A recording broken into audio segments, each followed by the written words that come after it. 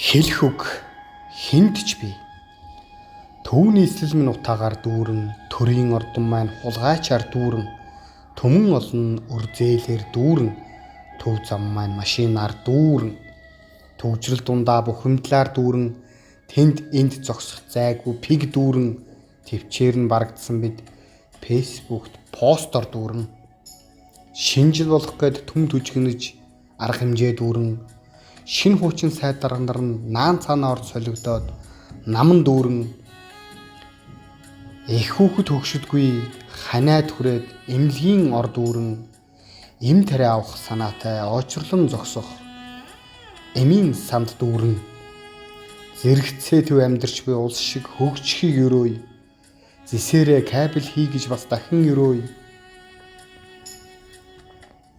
нэг ч гэсэн Монгол хүн эрүүл байг гэж өрөөй, нефтээр бензин хийх гэж өрөөё.